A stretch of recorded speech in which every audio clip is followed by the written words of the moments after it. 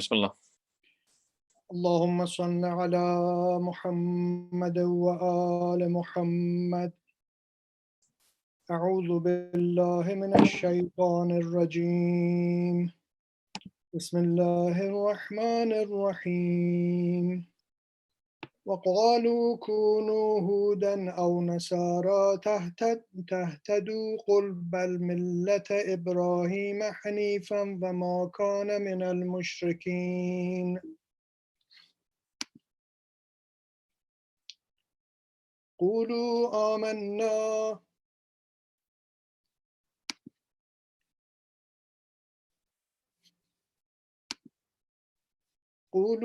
آمنا بالله وما أنزل إلينا وما أنزل إلى إبراهيم وإسماعيل وإسحاق ويعقوب والأسباط وما أوتي موسى وعيسى وما أوتي النبيون من ربهم لا نفرق بين أحد منهم ونحن له مسلمون. فإن آمنوا بمثل ما آمنتم به فقد اهتدوا وإن تولوا فإنما هم في شقاق فسيكفيكهم الله وهو السميع العليم. صبغة الله ومن أحسن من الله صبغة ونحن له عابدون.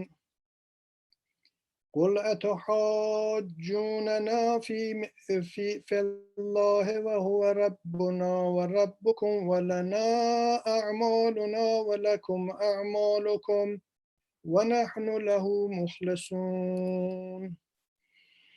أم تقولون إن إبراهيم وإسماعيل وإسحاق ويعقوب والأسباط كانوا هودا أو نصارى قل أأنتم أعلم أم الله ومن أظلم ممن كتم شهادة عنده من الله وما الله بغافل عما تعملون. تلك أمة قد خلت لها ما كسبت ولكم ما كسبتم ولا تسألون عما كانوا يعملون. سيقول السفهاء من الناس ما ولاهم عن قبلتهم التي كانوا عليها قل لله المشرق والمغرب يهدي من يشاء إلى صراط مستقيم. وكذلك جعلناكم أمة وسطا لتكونوا شهداء على الناس ويكون الرسول عليكم شهيدا وما جعلنا القبلة التي كنت عليها إلا لنعلم من يتبع الرسول ممن ينقلب على عقبيه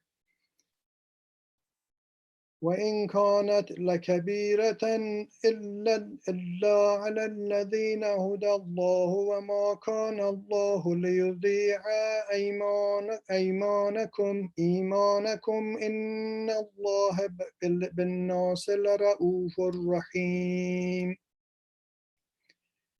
قد نرى تقلب وجهك في السماء فلنولينك قبلة ترضاها فول وجهك شطر المسجد الحرام وحيث ما كنتم فولوا وجوهكم شطره وإن الذين أوتوا الكتاب ليعلمن أنه الحق من ربهم وما الله بغافل عما يعملون. ولئن آتيت الذين أوتوا الكتاب بكل آية ما تبعوا قبلتك وما أنت بتابع قبلتهم وما بعضهم بتابع قبلة بعض ولئن اتبعت أهواءهم من بعد ما جاءك من العلم إنك إذا لمن الظالمين الذين آتيناهم الكتاب يعرفونه كما يعرفون أبناءهم وإن فريقا منهم ليكتمون الحق وهم يعلمون الحق من ربك فلا تكونن من الممترين ولكل وجهة هو مولاها فاستبقوا الخيرات أينما تكونوا يأتي بكم الله جميعا إن الله على كل شيء قدير ومن حيث خرجت فول وجهك شطر المسجد الحرام وإنه للحق من ربك وما الله بغافل عما تعملون ومن حيث خرجت فول وجهك شطر المسجد الحرام وحيث ما كنتم فولوا وجوهكم شطره لئلا يكون للناس عليكم حجة إلا الذين ظلموا منهم فلا تخشوهم واخشوني ولأتم نعمتي عليكم ولعلكم تهتدون كما أرسلنا فيكم رسولا منكم يتلو عليكم آياتنا ويزكيكم ويعلمكم الكتاب والحكمة ويعلمكم ما لم تكونوا تعلمون فاذكروني أذكركم واشكروا لي ولا تكفرون يا أيها الذين آمنوا استعينوا بالصبر والصلاة إن الله مع الصابرين ولا تقولوا لمن يقتل في سبيل الله أموات بل أحياء ولكن لا تشعرون ولنبلونكم بشيء من الخوف والجوع ونقص من الأموال والأنفس والثمرات وبشر الصابرين الذين إذا أصابهم مصيبة قالوا إنا لله وإنا إليه راجعون أولئك عليهم صلوات من ربهم ورحمة وأولئك هم المهتدون إن الصفا صدق الله العلي العظيم. Ahsan, Brother Ibrahim. Do you hear me? I will request Brother Ismail to recite the Quran. Do you hear me, brother? Yes, we can hear you. Bismillah. Start from the beginning. No, from where Brother Ibrahim left. Verse 158. Of Surah Baqarah? Yes. Okay.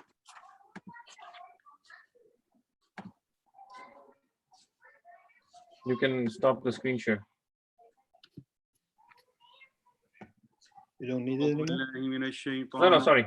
You can go ahead.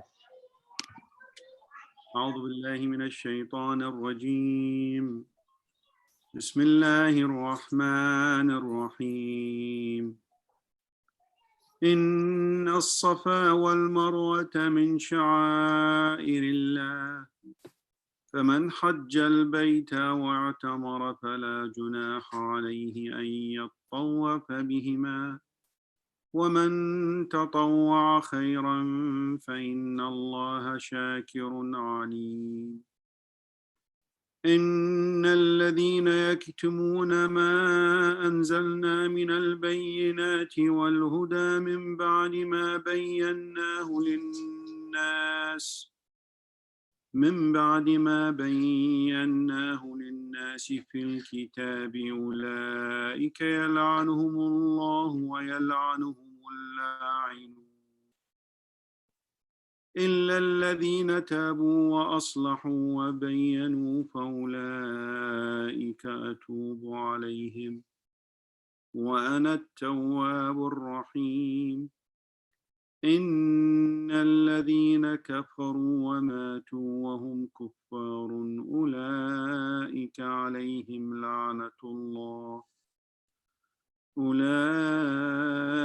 عليهم لعنة الله والملائكة والناس أجمعين خالدين فيها لا يخفف عنهم العذاب ولا هم ينظرون وإلهكم إله واحد لا إله إلا هو الرحمن الرحيم إن في خلق السماوات والأرض واختلاف الليل والنهار والفلك التي تجري في البحر بما ينفع الناس وما أنزل الله من السماء من ماء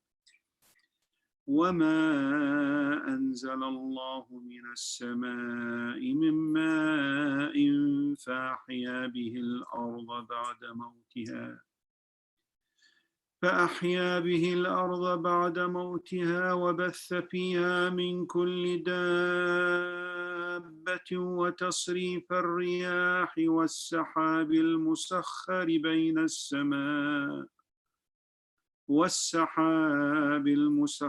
بين السماء والأرض لآيات لقوم يعقلون ومن الناس من يتخذ من دون الله أندادا يحبونهم كحب الله والذين آمنوا أشد حبا لله ولو يرى الذين ظلموا إذ يرون العذاب أن القوة لله جميعا وأن الله شديد العذاب إذ تبرأ الذين اتبعوا من الذين اتبعوا ورأوا العذاب وتقطعت بهم الأسباب وقال الذين اتبعوا لو أن لنا كرة فنتبرأ منهم كما تبرؤوا منا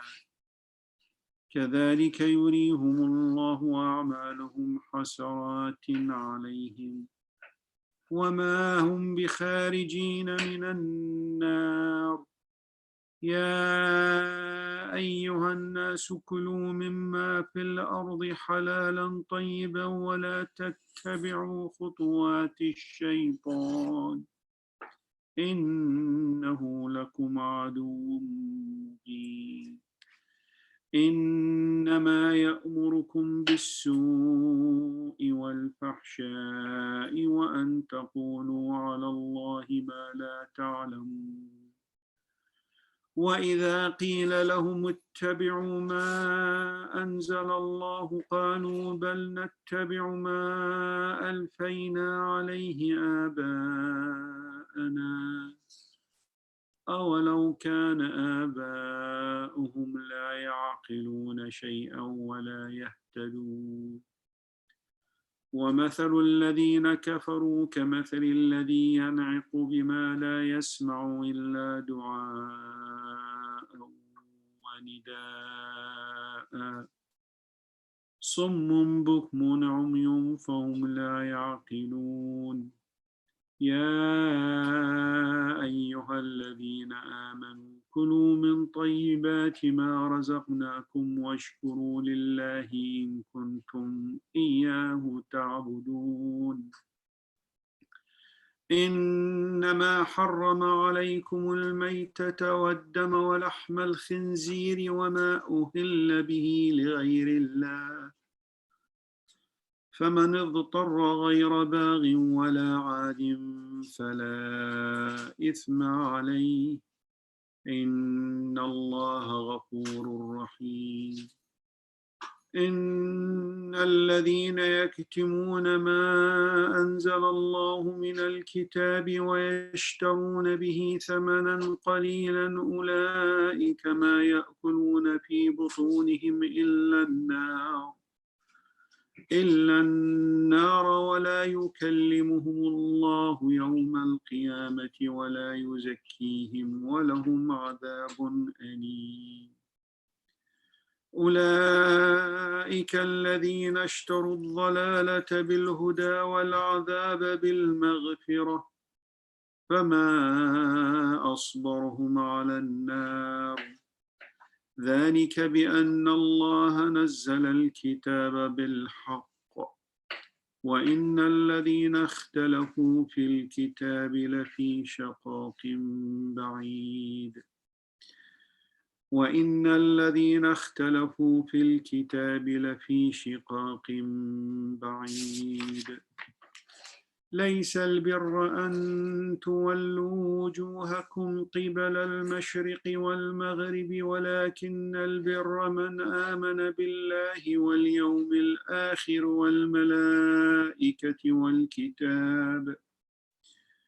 والملائكة والكتاب والنبيين وآتى المال على حبه ذوي القربى واليتامى والمساكين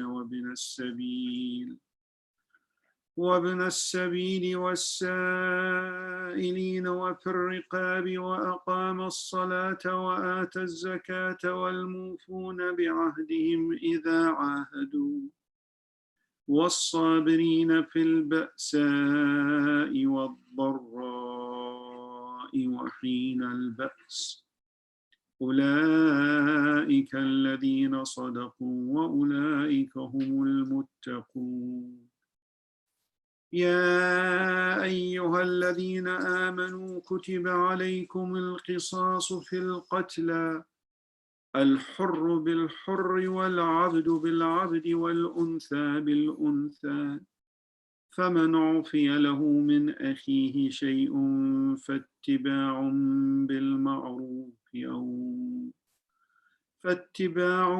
بالمعروف وأداء إليه بإحسان ذلك تخفيف من ربكم ورحمة فمن اعتدى بعد ذلك فله عذاب أليم. ولكم في القصاص حياة يا أولي الألباب لعلكم تتقون.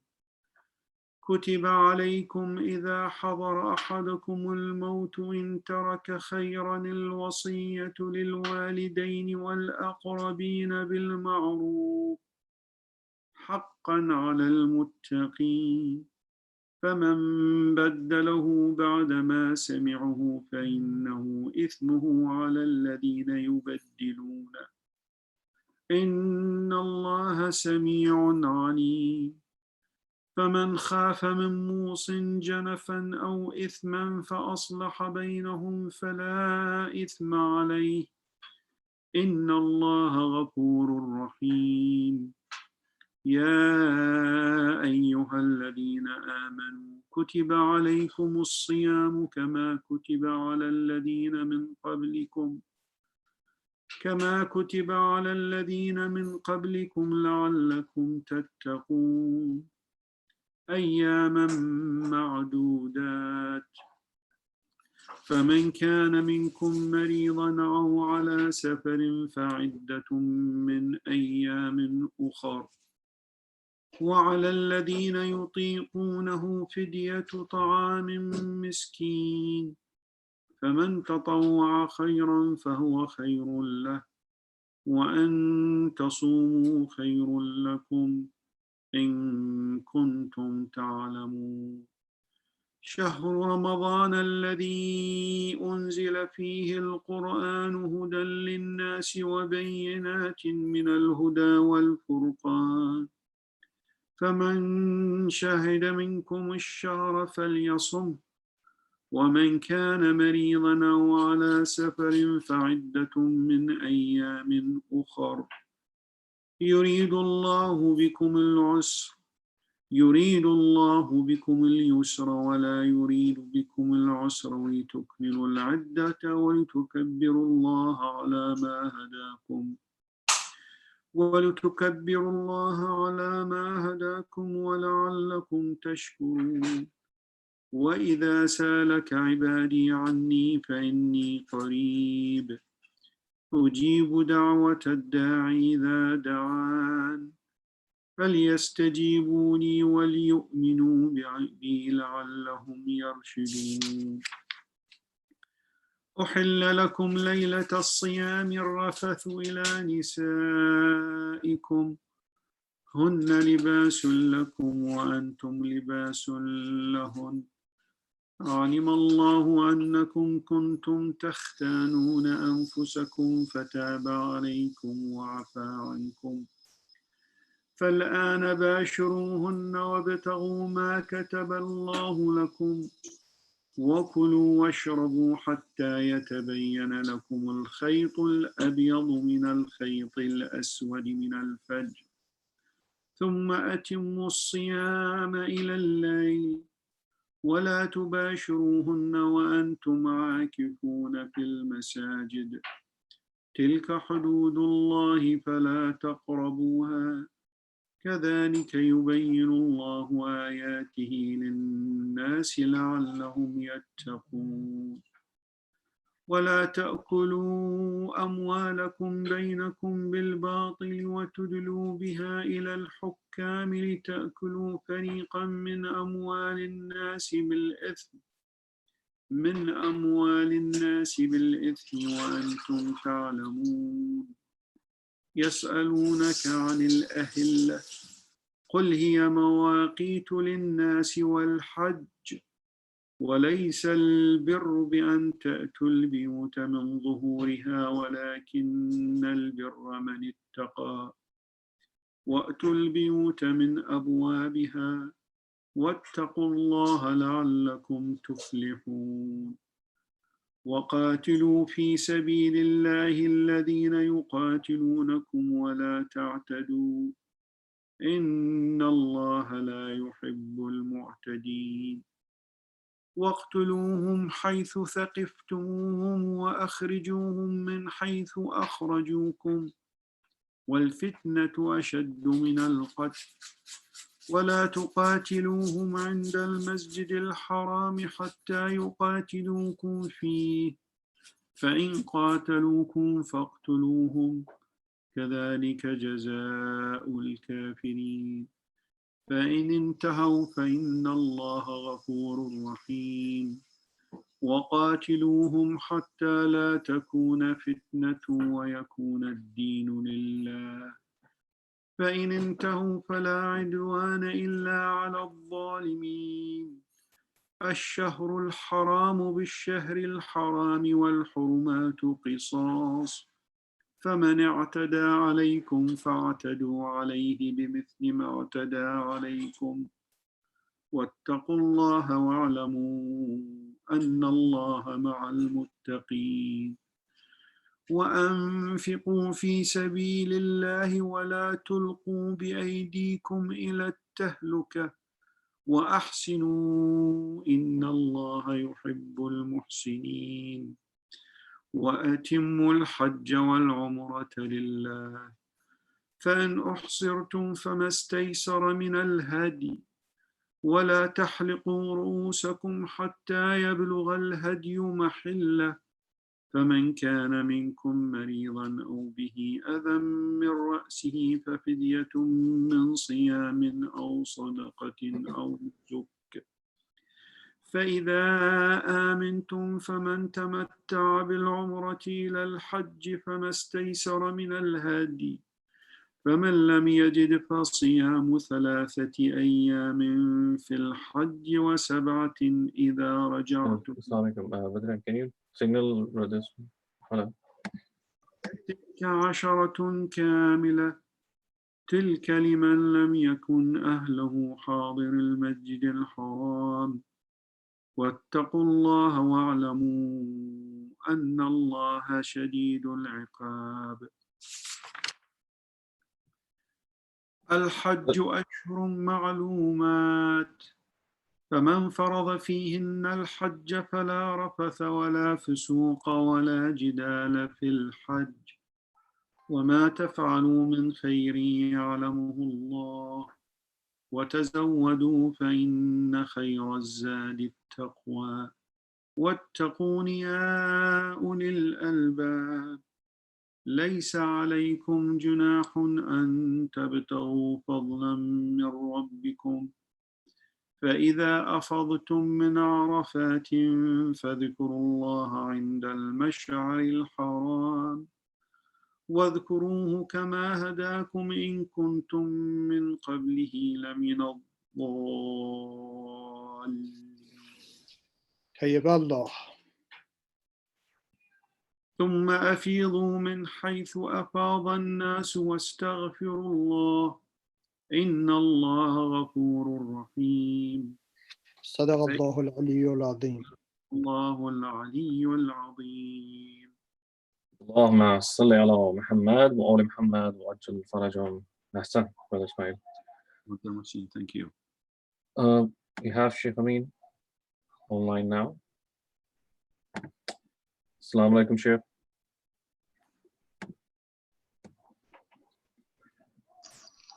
Assalamu alaikum wa rahmatullahi wa barakatuh.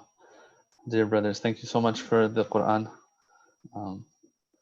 It's as if we are still in the center, actually. I want to thank everybody who has done whatever they need to do to make these programs possible the way they were before this pandemic. أعوذ بالله من الشيطان الرجيم بسم الله الرحمن الرحيم الحمد لله رب العالمين الصلاة والسلام على سيدنا ونبينا أبي القاسم المصطفى محمد وآله الطاهرين اللهم صل على محمد وآل محمد وعجل فرجهم. روي أن صاحبا لأمير المؤمنين يقال له همام كان رجلا عابدا فقال له يا أمير المؤمنين صف لي المتقين حتى كأني أنظر إليهم.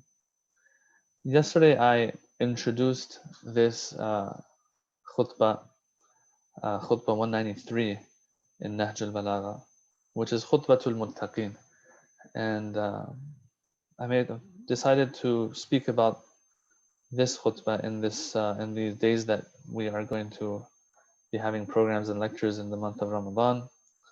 The reason for this choice was because of the verse in Surah Baqarah that says Ya ayyuhalladhina amanu kutiba alaykum as-siyamu kama kutiba ala alladhina min qablikum la'allakum tattaqun.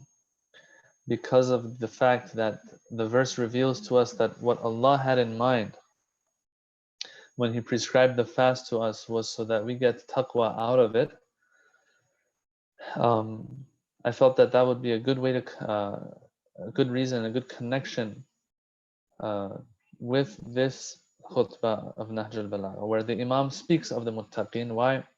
Because famous because of this khutbah, I would say, companion of his by the name of Hammam approaches the Imam and asks him, Sif li al-muttaqin, describe to me the muttaqin. And the Imam at first he's a little hesitant and he doesn't want to. And the companion Hammam insists that the Imam does such, and so the Imam eventually accepts and speaks about the muttaqin. Now, as I said yesterday as well, the taqwa, what it really entails is that a person has reached a point or reaches a point where they do not disobey God anymore. And this doesn't mean that they're ma'soom, it just means that when you look at their life, you don't find too much guna, too much sin and disobedience of God. But there are higher levels and grades of taqwa as well. And that basic level of taqwa, which is so important, and you've noticed, those of you who follow me, usually follow like the lectures and programs, you will have noticed that I'm usually emphasizing on this aspect of taqwa, which is the wajib and haram of Allah and obedience of Allah. But it's almost impossible for someone to have accomplished this, and for Allah not to give them more opportunity to grow more and develop more spiritually as well. And so there are different grades of taqwa as a result of this. That a person begins with obedience of Allah, but Allah will give them more and more in return for what they have done.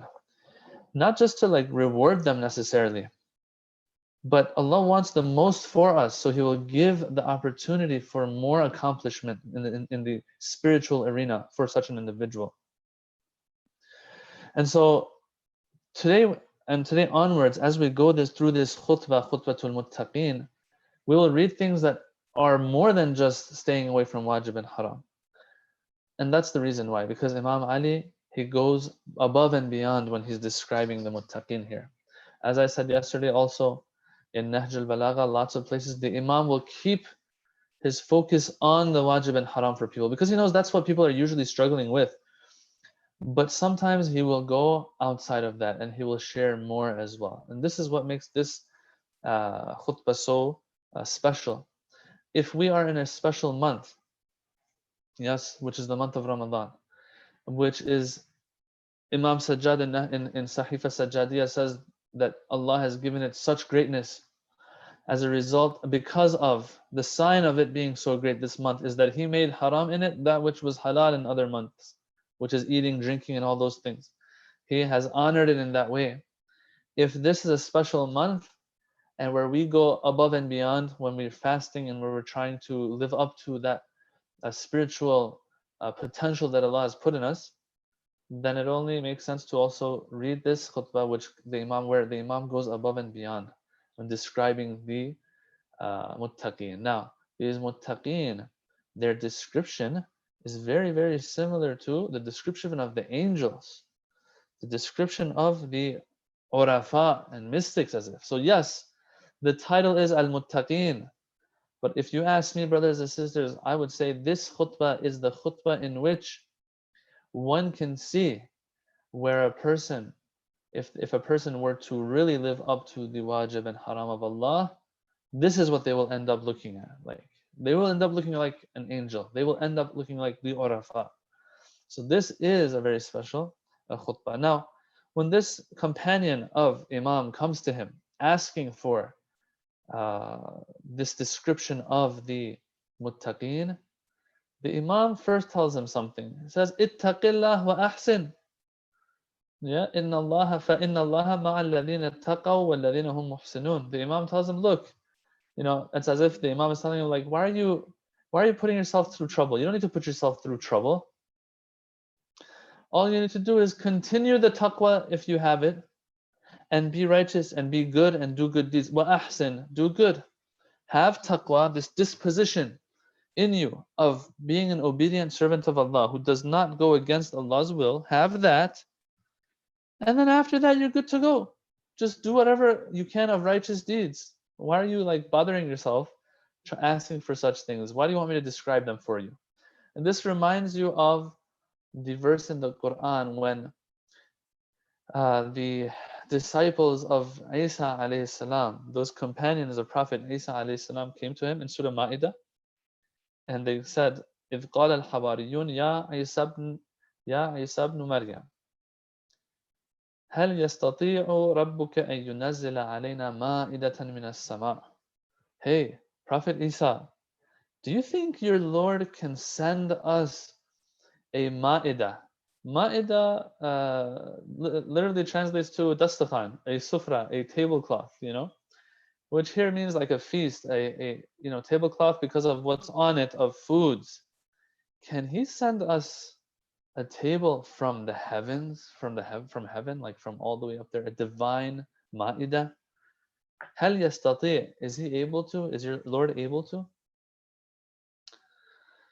What was his answer? Qal, he didn't say, my Lord is powerful over all things, my Lord can do whatever He wishes and all that kind of stuff. No. He didn't say that, because he answers with the same thing Imam Ali here in Nahj al-Balagha answers with. He says, قال اتقوا الله إن كنتم مؤمنين. Have taqwa. If you're believers and you believe in God, what kind of question is this? Asking for a heavenly divine table to come down or a divine feast that you can have. Yes, if you believe in God, you don't need something like that. Keep up your taqwa. And this is something that is super important for all of us. This is how the prophets and the imams were. When people would ask for certain things that were not necessary, yes, it gives you a good spiritual feeling. If the imam tells you about the muttaqin, yes, if a divine table comes down, a heavenly table comes down, and it's almost iftar time, so we can imagine what kind of things would be on that heavenly tablecloth, yeah? of foods and drinks. Maybe a roast chicken here, maybe some roast duck and turkey there, maybe some ribeye steak there, you know what I'm saying? And maybe some proper sodas and drinks that don't have calories but don't taste bad either, like the diet sodas that we have here. You know, the Imam says, look, if it's not necessary, like, why are you asking for it? Stay solid. Continue with what you know is the right thing to do and the right way to be. You know, this is the approach of the Imams. This is the approach of the prophets. And so for us, when we get a little bit too, sometimes we want to like see certain things, experience certain things that are very spiritual. Look, lots of times it's not going to happen. We have to stick with that which is the main ingredient in our spiritual growth, which is the taqwa, right? So look at the answer the Imam gives. Sometimes people skip this part of the khutbah and go straight to the actual words of the Imam. This part of the khutbah is an introduction. Sayyid al-Radi has brought this apparently, where he says somebody came to Amir al-Mu'minin, he asked for this, and then the Imam answered him with ittaqillah. Hey, don't get all spiritual for me. Stick with what you know is right and get on with your life. Yeah. But here it says فَلَمْ يُقْنَعْ or يَقْنَعْ Hammam بِهَذَا الْقَوْلِ. Hammam was not satisfied with this answer. All right. So there's another lesson here too. There's another lesson here as well. And all the brothers and sisters who are saying salam, my salams to them as well, and Ramadan Mubarak to you all as well. Another lesson we get out here now is this. That, hey, true, don't ask for more than you're supposed to, but sometimes, you know, insisting might not be bad. Yeah, insisting too much and asking for more than you're supposed to is a different story, and you will know that's the case when you are asking too much, when that person, you know, scolds you for it or something. But like, it's not a bad idea to ask one more time, just in case, you know. Even with dua, you know, they say that, you know, keep doing dua for something. Don't ask for it once and then be like, okay, I didn't get it, so like probably it's not meant to be. No. Repeating dua is also something good. Unless you really reach a conclusion that, okay, this is not for me, then that's a different story. All right. So فَلَمْ يَقْنَعْ, he was not satisfied, so he continued. He insisted. حَتَّى عَزَمَ عَلَيْهِ, until the Imam eventually made the decision, okay, you know what, let's do it. So the Imam praises Allah subhanahu wa ta'ala and all of that, and then he sends his salutations and his salawat upon the Holy Prophet sallallahu alaihi wasallam, and he begins. And this is where the khutbah begins. Okay.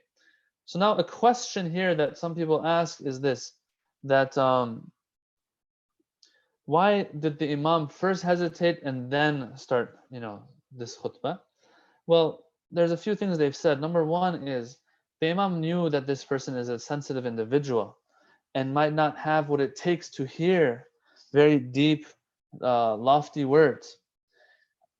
That's one. And so he didn't want, but when he sees that this person really, it's very important to them, you know, he says, okay, let's do it. That's one. Another thing they have said, some Mufassirin have said, is that the Imam, he knew that there are others in this gathering or in the audience that just won't get anything the Imam is saying. They won't even know the importance of it. They are non-mahram when it comes to these spiritual things. They are way below the level of someone like Hammam. So the Imam doesn't want to say these things. Now, in the end of the khutbah, inshallah, if we make it to the end, you'll see that someone says something in the end of the khutbah, once the khutbah is over, and the Imam kind of calls that person up and actually, the Imam underlines the fact that, yes, see, some of you aren't ready for this. So that's was one thing others have said regarding why the Imam was hesitant at first, but then he began. Sometimes they say the Imam might have done this so that Hammam even develops more eagerness to hear this and appreciates more what the Imam has to say. So there's different reasons, but the main reason I would say is because of what the Imam says in the end of the khutbah himself. When things happen, the Imam says, this is why I was a little hesitant to speak about this in the beginning. So we'll get there, inshallah. We'll discuss this in the end, hopefully when we get there. So the Imam begins, Amma ba'd. The Imam says, he gives a little introduction first. And this introduction is not irrelevant to the features and attributes of the muttaqin, the pious. And I've named it that I call this khutbah the pinnacle of piety, not just piety. It's more than just normal piety, it's the pinnacle of it. Not everyone has all of the things that Imam is describing here. Anyway, it says, فَإِنَّ اللَّهَ سُبْحَانَهُ وَتَعَالَى خَلَقَ الْخَلْقَ حِينَ خَلَقَهُمْ غَنِيًّا عَنْ طَاعَتِهِمْ. Allah created the creation when He created creation, while He was not in need of their obedience and worship. Nope, He didn't need any of that. He was ghani of that. آمِنًا مِنْ مَعْصِيَتِهِمْ, safe from their disobedience. So on one hand, He doesn't need their obedience. On the other hand, their disobedience, He is safe from that as well. What does that mean? He's safe from it. لِأَنَّهُ لَا تَضُرُّهُ مَعْصِيَةُ مَنْ عَصَاهُ. Because the one who disobeys Him can't harm him with his or her disobedience. Sometimes we might think that when we do something wrong, it hurts God's feelings. It makes Allah upset. It makes Allah angry. Yes, the Quran does say Allah has wrath, Allah has anger, things like that. The Quran may say that. But these are metaphorical, brothers and sisters. When Allah is angry, it doesn't mean that there's a change in His dhat and essence now that wasn't there before, because that goes against Him being God. So what is meant when it is said that God is angry means that the signs of anger, the result of anger you can see, which is punishment. Punishment is said. Not that because Allah's emotions are hurt now. Yes, sometimes when we're kids growing up, we think that we hurt God's feelings by not listening to Him. No, God doesn't get hurt by the disobedience that we may exhibit in our lives. And at the same time, the flip side also holds that لا تنفعه طاعة من أطاع, that the obedience and like worship and things like that of those who worship Him and obey Him doesn't benefit Him either. Oh Allah, I'm going to do you a favor today and I'm going to fast. I'm going to do you a favor today. I'm going to give sadaqah to this poor person, as if God wasn't able to help this person. So now I got to do it for him. Like, I got you, God. I got you, You just do what you're doing, which is being godly, and I'll do, your part. No. That's not, God isn't benefiting from, you know what, God, to make you feel good today, I'm going to say La ilaha illallah 100 times. I'm going to say all praise is due to Allah 100 times, just to make you feel good today. That's not how it works with Allah subhanahu wa ta'ala. In the end, as we all know, and as we have all heard, all of these plans, all of this lifestyle that Allah has put, all of these prescriptions and proscriptions that Allah has put in our lives is for our own sake, not for anything else. All right. فَقَسَمَ بَيْنَهُمْ مَعَايِشَهُمْ. So on one hand, Imam Ali is letting us know, look, when it comes to God's obedience and laws, obeying Him, disobeying Him, none of that will have any effect on Him. He is what He is and was and is going to be. No difference. فَقَسَمَ بَيْنَهُمْ مَعَايِشَهُمْ. So now that let's stop talking about God. Let's talk about the khalqullah and the creation of God. It says that Imam Ali says He divided up their sustenance now. He put us on this planet. He put us on earth. He put us in this universe. He put us in dunya. And then he divided amongst us and rationed amongst us our sustenance. وَوَضَعَهُمْ مِنَ الدُّنْيَا مَوَاضِعَهُمْ. And he put each of us in our place in this dunya.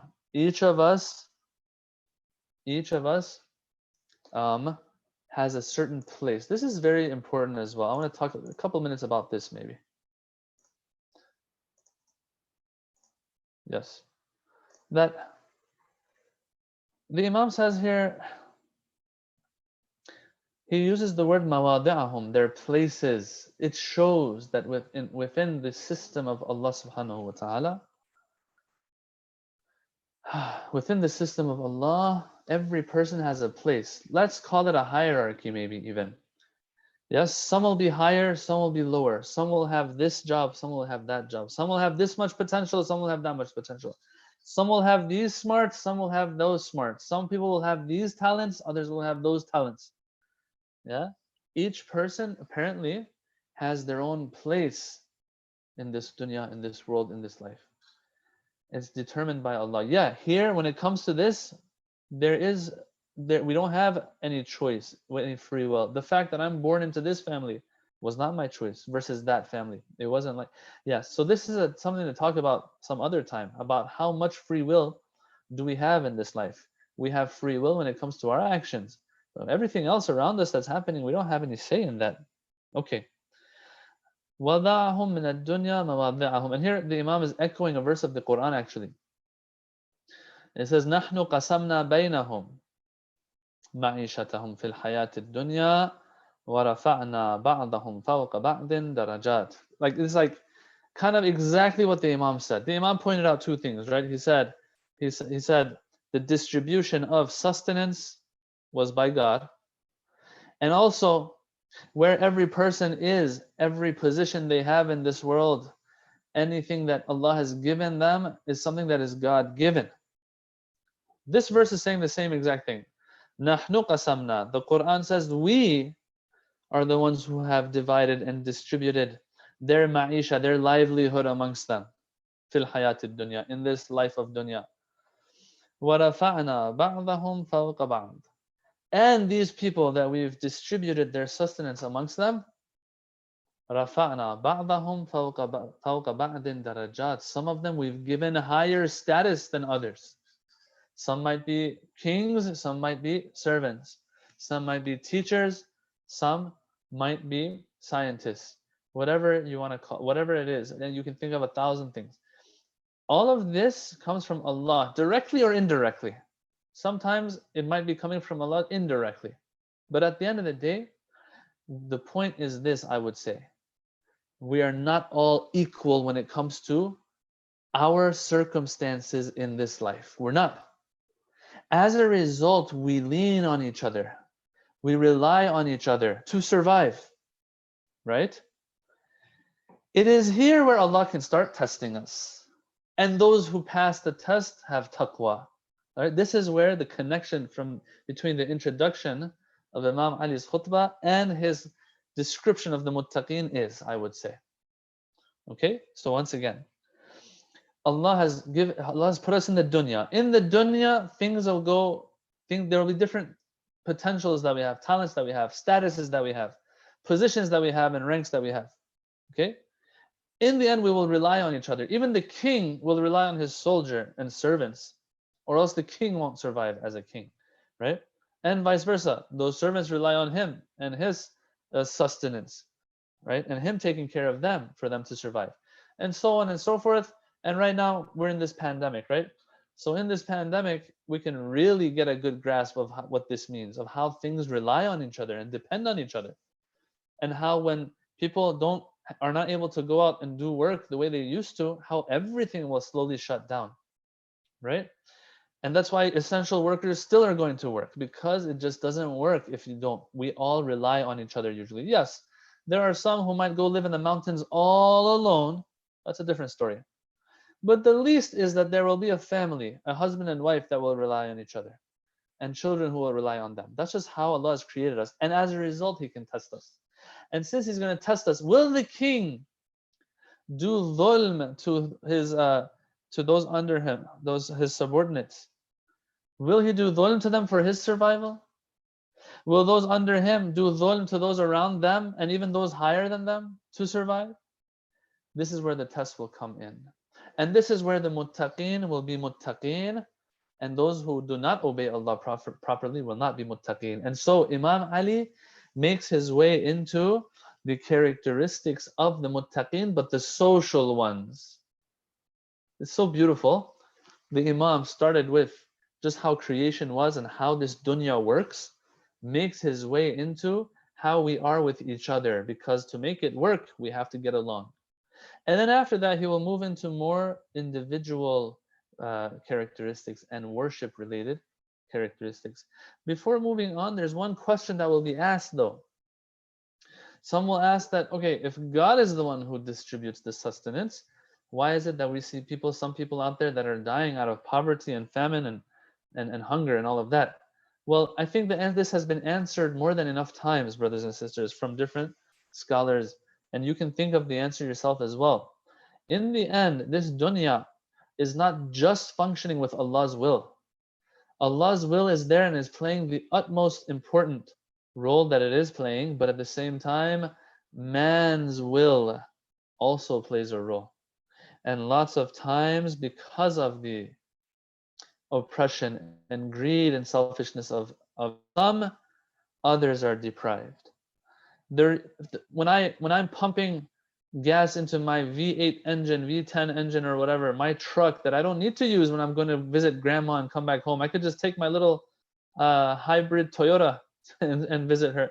But I use up more fuel than I need to, then that someone in the world is going to probably pay the price for that. Now, this is just an example.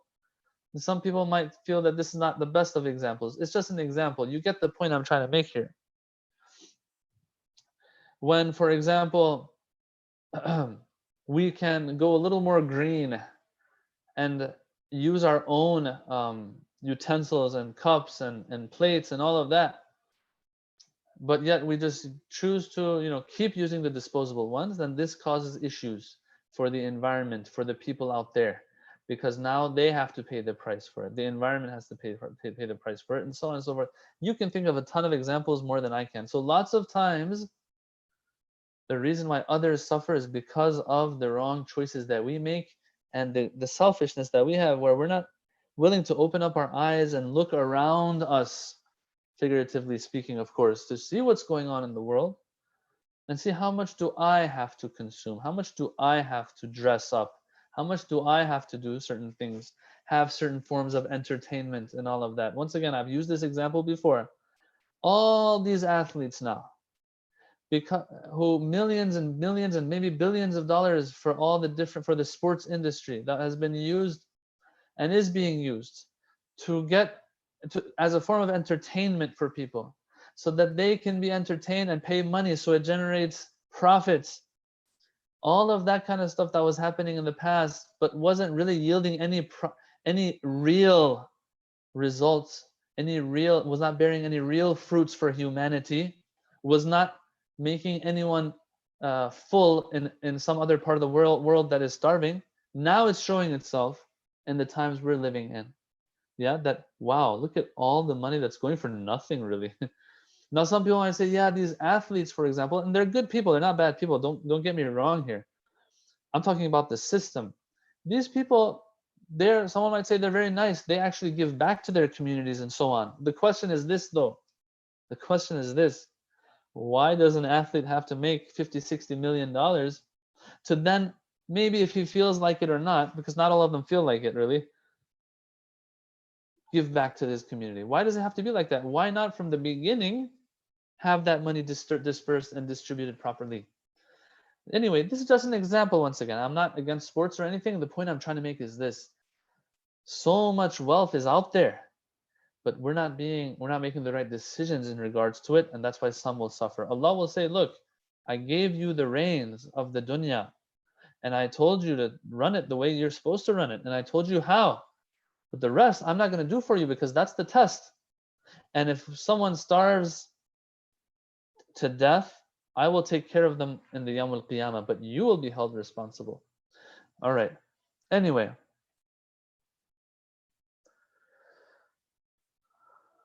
All right, let's move on now.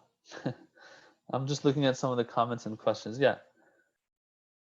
So now the Imam begins, and he begins with fa. Fa means, okay, now that I said this, let me begin with the muttaqin. In other words, there's a connection between what I said before as an introduction and what I'm saying now. God put us in this dunya with all the circumstances and situations we're dealing with. فَالْمُتَّقُونَ فِيهَا هُمْ أَهْلُ الْفَضَائِلِ. The muttaqun in this dunya, they're the ones who have fada'il and virtues and merits. They have certain characteristics that others don't have, and that's what sets them apart. فَالْمُتَّقُونَ فِيهَا هُمْ أَهْلُ الْفَضَائِلِ. And so the Imam starts to list these fada'il, these merits, these qualities, which some have counted up to 110 that are in this khutbah. 110 in this khutbah. Let's go. Bismillah ar-Rahman ar-Rahim. Mantiquhum as-sawab. Their mantiq is sawab. Mantiq means logic, but lots of times it means nutq. It has the same meaning as nutq, meaning speech. Here it means speech. Their speech is sawab, is truth. When they speak, when they open their mouth, when they use this tongue, yes, when they use this tongue, what comes out of this tongue is sawab. Sawab with a sad, it has a different meaning than sawab that we say in Farsi and Urdu, or in Arabic we say thawab. Sawab with a sad means truth. So here the Imam says their speech is truth. Now when you look at the translations, that's what probably it's going to say.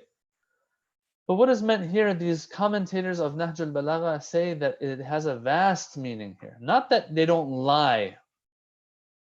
Don't translate as this as if they say the truth, meaning they never lie.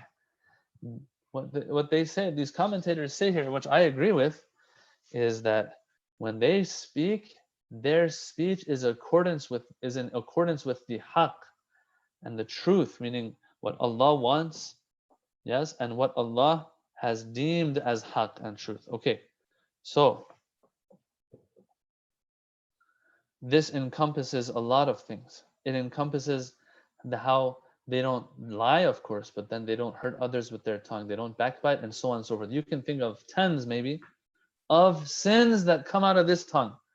And so here it's cool how these commentators of Nahj al-Balagha, they say this. They say, look, the Imam has pointed out the first step of spiritual growth, which is what? Which is to control this little guy over here called the tongue, which can get you in the most trouble. It can get you in the most trouble, and I think the month of Ramadan is the best opportunity for this, to control this little bad boy. And also, not only that, the fact that we're in Ramadan, the month of Ramadan, but also add to that the fact that we are now in quarantine. So we're not in the center anymore, because come on, who are we kidding? We all know that when we're in the center and we're with a bunch of other brothers and sisters, we are more prone to sometimes, yes, committing the sins of the tongue more. Now that we're at home, this is a good exercise for us as well, that we get accustomed to this idea of this tongue not working so much. Yeah, we don't have too many people to talk to. It's just the family. Well, I mean, we can talk to each other over internet and stuff, but what's for sure is we're meeting each other less, and so less opportunities of using the tongue come up. Yeah, and so maybe this month of Ramadan is a good time for us to practice a little bit, to stay away from vain talk even. وَالَّذِينَ هُمْ عَنِ اللَّغْوِ مُعْرِضُونَ, the Quran says. Those who stay away from laghu even. Laghu meaning vain talk. All right. So that's the first one that the Imam mentions. وَمَنْطِقُهُمُ الصَّوَابِ وَمَلْبَسُهُمُ الْإِقْتِصَادِ. When you look at the way they're dressed, okay? When you look at the way they're dressed, you find moderation in the way that they are dressed.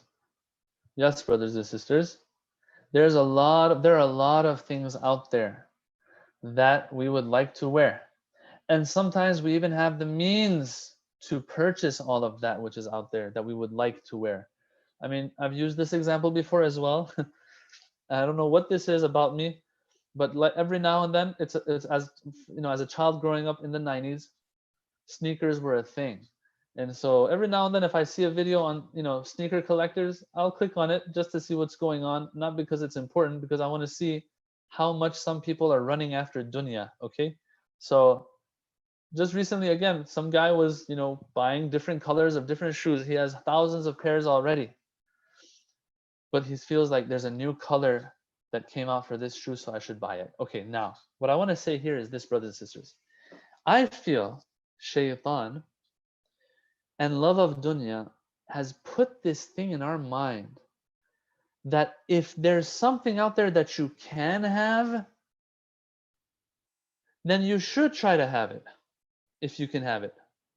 If I have different colors of a certain shoe or a certain dress or outfit, right?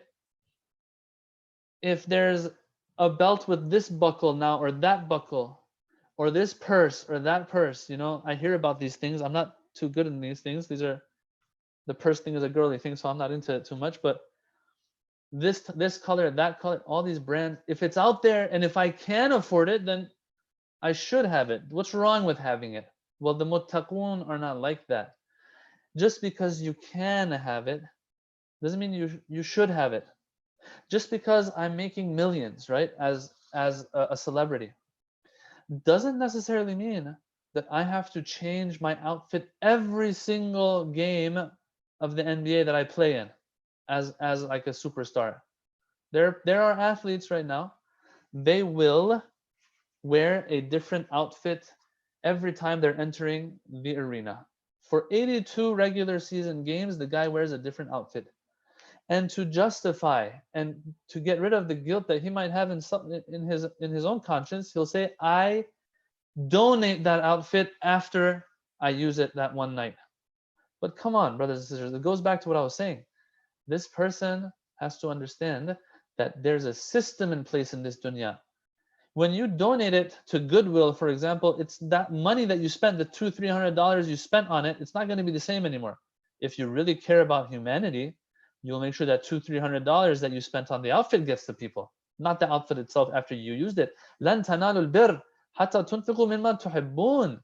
The Quran says, look, if you really care, like you really want to reach birr and righteousness, you give that which you like. Don't buy that extra outfit. Instead, give the money to the people that need it, because $200-300 in millions is nothing. But for some people, that's enough to cover a lot of things for them. And we're fooling ourselves as people. And where did this equation come from? That if I can, then I should. It comes from this dunya and love of dunya and shaitan, I would say. Or else, that's not how the system works in this dunya, brothers and sisters. This is not how it works. It works differently. If I'm doing it like the way I want to, it's going to hurt others. And this is why I say, I believe, brothers and sisters, I believe personally, Imam Ali begins with these social matters in describing the muttaqin. Malbasuhum al-iqtisad, they dress moderately. Yeah. So two things so far. They don't hurt each other. They speak the truth.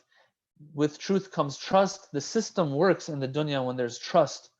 When you don't have to worry about this person speaking behind your back.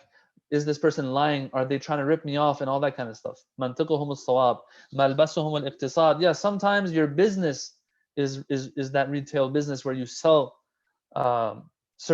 you sell clothing and all of that. That's a different story.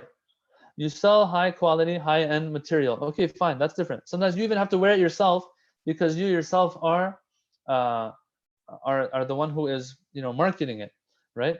That's a different story, right? But usually this is what the muttaqin look like. When you look at them, this is what they look like. منطقهم الصواب ملبسهم الاقتصاد مشيهم التواضع. When they walk in a humble fashion. They walk with humility. If you see them in the street, you don't feel like there's any intimidation. You don't get bad negative vibes from that person, like this guy thinks they're somebody. When you see them, actually, you might even feel sorry for them. Now, I'm not saying that the muttaqin have to walk in a way that people feel sorry for them. No. But the point is, when you pass by these muttaqin, lots of times you can't tell that this is one of those chosen servants of God. subhanahu wa ta'ala. You won't see it. There are people right now in Qum, for example, for whatever personal preference they have, they don't wear the libas and the turban and all of that, but they're like mujtahids. And so you don't know that they're a mujtahid. They're walking in the street, you would never know. There are people out there that are sheikhs and scholars, but you think it's just a normal scholar walking in the street. Turns out he's the son of Ayatollah Khamenei. I've seen that myself personally. And I told one of my friends that was with me, I was like, did you know that's the son of Ayatollah, the eldest son of Ayatollah Khamenei? They're like, what? Really? No? Oh my God. So he goes and like starts kissing him and talking to him and stuff. But if I hadn't told him, he wouldn't have known. Where does this come from? They are humility incarnate. Now some mufassirin of Nahj al-Balagha, they say, they've asked the question, why this is not one of those main things of the muttaqin though? Why has the Imam singled this out of all the other characteristics that he could have singled out? Personally, I think that the answer to that is this, that look, these people who are so big and so great that the Imam says they are the ones with fada'il, yes, the Imam is pointing out that they walk with humility. Why? Because that humility that they're walking with is actually a reflection of the greatness that they have within them of iman and faith, that they've reached a point, although they're so great, that they feel like they're nothing. So there's no reason to walk arrogantly on the earth and maybe show off to others. So maybe this act might not be a big act. They might be walking, okay, they walk with humility. But no. It shows how high their faith is. So that thing which they have in their hearts of iman billah is so great that it's manifesting in this way. So that's a sign of something great in them. So I think personally, this is one of the greatest things about them, is their outside, their appearance, that when people see them, they see moderation, they see normal stuff. They don't see anything crazy. Yeah, this speaks of a huge iman in their hearts. All right. غضوا أبصارهم عما حرم الله عليهم ووقفوا أسماعهم على العلم النافع لهم. They have closed their eyes to that which has been made haram on them.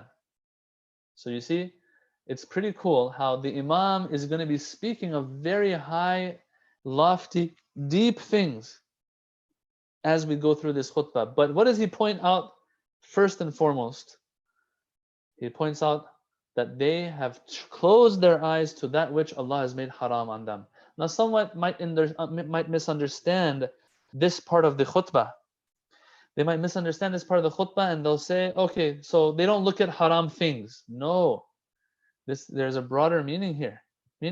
True, the Imam has used the metaphor of closing your eyes to that which is haram on you.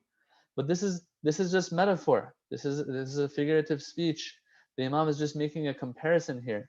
He's just using this wording, or else he means when you close your eyes to something, it's like saying I've washed my hands of something, right? In English, when we say I wash my hands of you, or I wash my hands of this act or that act, means I'm not going to go to it anymore. Not that I actually wash my hands under the sink or in the sink.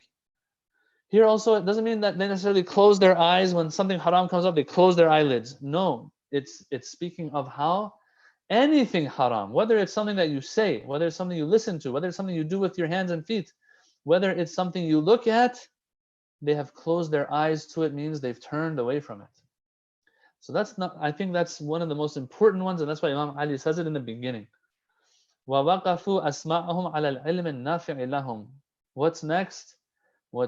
If they closed their eyes to that which is haram on them, they've opened their ears to all of the beneficial knowledge that's out there that they can have.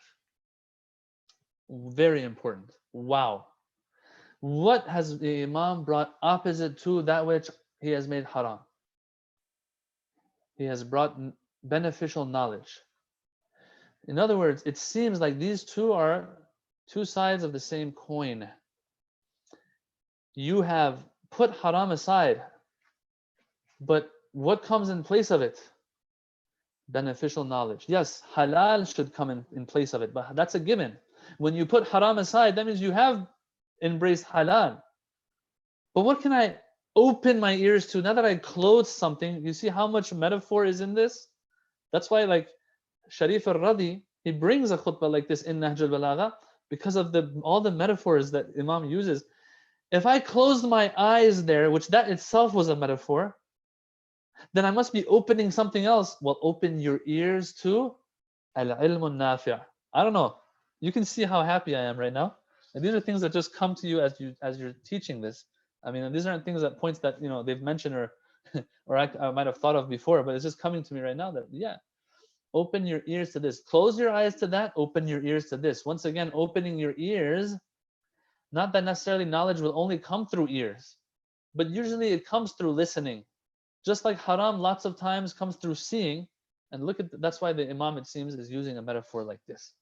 Right? So close your eyes there, but if you close something of your faculties, quote unquote metaphorical faculties, open up another one, which is the hearing. Open it up to beneficial knowledge. Now here someone might ask, what is beneficial knowledge? Beneficial knowledge, I will tell you that most, if not all, scholars will say will have to do with that knowledge that has to do with your eternity. Yes? And that only happens in the akhirah. In other words, that knowledge which will contribute to your akhirah, which is knowledge of the religion. That is the most important thing. Okay. That is the beneficial knowledge that Imam is talking about here, it says. All right. نزلت أنفسهم منهم في البلاء كالتي نزلت في الرخاء. My internet's not working. I just want to make sure what time Salat is. Yeah. All right. 8:21 it says on our website. We have 2 minutes left. 2-3 minutes.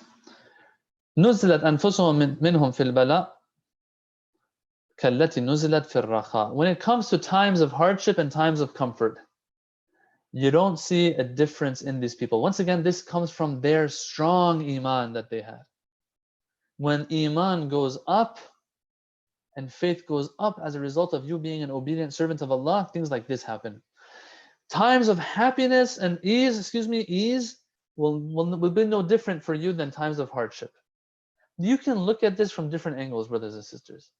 Number one, I'll give two perspectives here. Number one is when times of hardship come for these people, they don't get too upset. Just like when times of ease are there, they're not too happy. And we have verse of the Quran in this. And Nahj al-Balagha, if I'm not mistaken, in other places, Imam Ali also speaks about this.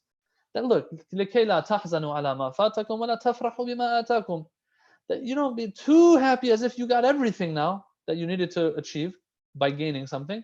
And you don't get too upset as if you lost everything, even akhirah, when you lose something in this dunya. These two are, when you look at them, when it comes to these two situations, this person is kind of the same. Imam Khomeini, the revolution was accomplished. What happened? In the plane as he's coming back to Iran after 15 years of exile, they ask him, how do you feel? And he should be saying, I feel great. He says, I don't feel anything. Wow. How is that possible? After all you've been through to achieve this, because he's a man of faith, a person of faith, the muttaqun, their times of ease and hardship are kind of similar. That's one perspective. Another perspective, though, is their times of ease versus their times of hardship. When they have hardship, this is my understanding, they will, take care of the hardship and, put their efforts in trying to figure out that hardship. But when times of ease comes, it's not like, okay, let's slack off now. We have nothing to worry about. No, times of ease come. There's no hardship for me to deal with. Let me do more ibadah now. There's no hardship now. Let me go read that Islamic book that I wanted to read all this time. No times of hardship are there. Let me go serve humanity more, and so on and so forth. So even in practice, you see that these people, their times of hardship and ease, they're putting the exact amount of hours and time to do work. We inshallah pray that we have a little bit of the tawfiq that they have, and so that we are similar to them, at least in some of these characteristics. Inshallah, tomorrow we will continue with the Khutbatul Muttaqeen, inshallah ta'ala. Wassalamu alaikum wa rahmatullahi wa barakatuh. Jazakallah, Shaykh. Jazakallah. Thank you so much, Sheikh, for Thank a you, brothers. fantastic program. Thank you, And Sayyid. this Thank you so much. concludes our program for first Ramadan. Inshallah, we will have Sheikh Amin tomorrow again, and look forward to this speech. Thank you so much. And just a reminder, we also have a Manqabat session with the renowned reciter Sayyid Irfan Haider. Today at 9:30, we will be joining inshallah after Maghrib and Salat and Iftar. At 9:30 p.m., Sayyid Irfan Haider will be joining us live from Pakistan. So please tune into our YouTube channel, and you can also watch the live transmission on momin.org. Assalamu alaikum. Dahis.